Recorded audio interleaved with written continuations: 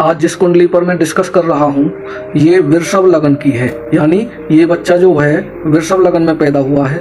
ये वैज्ञानिक बच्चा है, रिसर्चर बच्चा है। तो इसकी कुंडली आप समझिए, हो सकता है कहीं आपके बच्चे की कुंडली में ये योग हो तो आप कम से कम अपने बच्चे को एक सही सलाह दे सकें।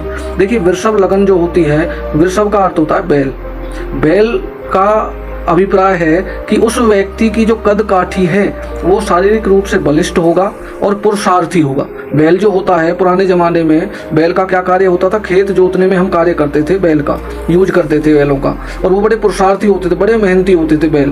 तो जो व्यक्ति इस लगन में पैदा होगा, वृषभ लगन में जो पैदा होगा, आप कुंडली देखिए आपके सामने लगी हुई है, वृषभ लगन में जहाँ बृहस्पति बैठा हुआ है 2 का अंक है, वो वृषभ लगन है, इसमें ये बच्चा पैदा हुआ है। इनका कद ना तो अधिक लंबा होता है और ना ही छोटा होता है। आप देखिए आपका बच्चा कहीं ऐसा इस लगन में पैदा हुआ है तो आप खुश हो सकते हो कि आपके परिवार का नाम रोशन ये बच्चा जरूर करेगा।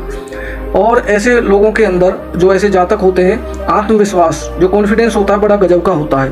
ये बड़े धनी होते हैं।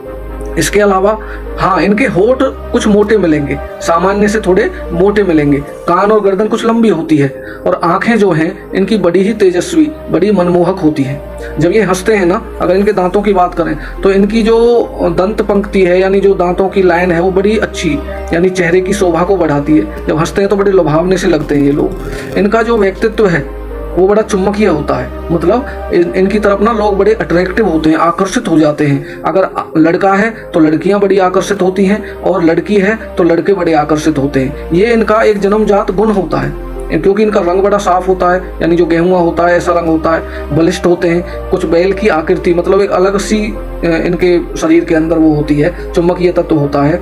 और जो स्वभाव है ना इनका गंभीर होता है, गंभीर इन द सेंस यानी थोड़ा बोलकर बहुत कुछ कहने की इनकी आदत होती है, यानी कम बोलते हैं लेकिन आप समझ जाओगे इनके बोलने से कि ये क्या कहना चाहते हैं। लेकिन ये जो कुंडली है ये जगदीश चंद्र बोस की है। देखिए, हमारे भारत में महान वैज्ञानिक हुए जिन्होंने वृक्षों पर, वनस्पतियों पर सबसे ज्यादा रिसर्च की, और उन्होंने ये प्रमाणित कर दिया कि जो वृक्ष होते हैं वो जीवित होते हैं, चेतनता होती है और सब कुछ वो हमें देते हैं। इसके लिए मैं आपको, उन्होंने जो रिसर्च की उसका एक छोटा सा अंश आपके सामने प्रस्तुत कर रहा हूँ। देखिए, उन्होंने क्या किया, वृक्षों को 15-15, 20-20 वृक्ष के एक कैटेगरी बनाई और अलग अलग उन्होंने 2 पोर्शन में बांट लिए। एक तरफ 15-20 वृक्ष लगा दिए, रख लिए, पौधे जो होते हैं, और एक तरफ 15-20 वृक्ष लगा दिए, रख लिए। 2 क्यारियां बना दी। उन क्यारियों के अंदर क्या करते थे वो, एक क्यारी के अंदर रोजाना पानी, खाद, सब कुछ देते दोनों के अंदर। लेकिन एक क्यारी में क्या करते थे, एक को मीठे मीठे गाने सुनाते थे, मीठी मीठी बातें करते थे वहां जाकर के, और दूसरे जो वृक्ष थे क्यारी वाले, उसमें खाद पानी तो बराबर दिया लेकिन उनको वो गालियां देते थे, बुरे शब्द बोलते थे और यानी ईर्ष्या रखते थे। इस तरह वो किया उन्होंने कुछ दिन। और आप सोचोगे भी नहीं, इतना जबरदस्त असर किया उनकी इस रिसर्च का। जिनको वो गाली देते थे या जिनसे ईर्ष्या रखते थे, जिनसे बदतमीजी से पेड़ों से जाकर के बतियाते थे, वो पेड़ सूख गए। और जो पेड़ खुशहाल बने हुए थे, लहला रहे थे, उनको डेली वो अच्छी अच्छी बातें, उनके आगे प्रार्थना गाना, उनसे हंसना, बतियाना, हंस करके बोलना, ये उन्होंने रिसर्च ऐसे लोगों के लिए की जिससे आसानी से लोग, एक कम पढ़ा लिखा भी समझ सकता है। इसके अलावा बहुत ज़्यादा उनकी अलग तरह की रिसर्चें रहीं, वो आप देख सकते हो, उनकी पुस्तकें भी हैं। लेकिन मैं सिर्फ ये कहना चाह रहा हूँ कि इस लगन में अगर कोई बच्चा पैदा हुआ है, आपका बच्चा पैदा हुआ है, तो उसे रिसर्च मोड में डालिए, यानी वो साइंटिस्ट बनेगा। ये कुंडली भी जगदीश चंद्र बोस, जो भारत के ही महान वैज्ञानिक हुए, उनकी है।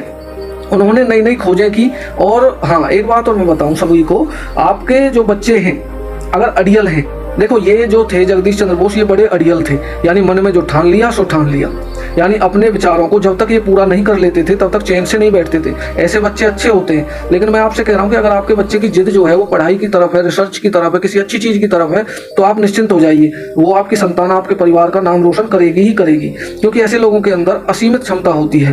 तो आप देखिए, ये जो लोग हैं ये रिसर्च मोड में होते हैं, साइंटिस्ट बनते हैं। अब दिक्कत क्या आ रही है, आपके बच्चे की कुंडली में ये योग है, आप कुंडली भी मिला रहे होंगे और खुश भी हो रहे होंगे, लेकिन क्या है कि आप उस बच्चे को गलत स्वयं दिखा रहे होंगे, बेटा इस लाइन में चले जाना। आप उसको साइंटिस्ट मोड में डाल ही नहीं रहे हो, रिसर्च मोड में डाल ही नहीं रहे हो, ताकि वो ऐसी कोई रिसर्च कर दे ताकि वो जीवन में समाज के काम आ सके वो रिसर्च। तो आप ध्यान रखिए कि ऐसे लोग जो होते हैं, अब देखिए इनका लग्न में जो वृषभ लग्न है उसमें बृहस्पति बैठा हुआ है। अब बृहस्पति जब लग्न में बैठता है तो कितना मनमोहक तेजस्वी प्रतीत होता है और लाइफ को किस तरह से ये आगे बढ़ाता है, संस्कार और ज्ञान देता है, ये आप सोच सकते हो। तो इसलिए आज जो हमने डिस्कस किया है ये वैज्ञानिक की कुंडली है और इनका कद कैसा होगा, इनका स्वभाव कैसा होगा, इनका बॉडी स्ट्रक्चर कैसा होगा, ये सारी चीज़ें हमने बताने की कोशिश की है। आप इस कुंडली से बड़ी आसानी से अपने बच्चों के ग्रह मैच कीजिए, कौन सी लग्न में पैदा हुआ ये मैच कीजिए और अपने बच्चे को उसी रिसर्च मोड में, उसी मोड में लेकर के जाइए ताकि वो कामयाबी छुएं,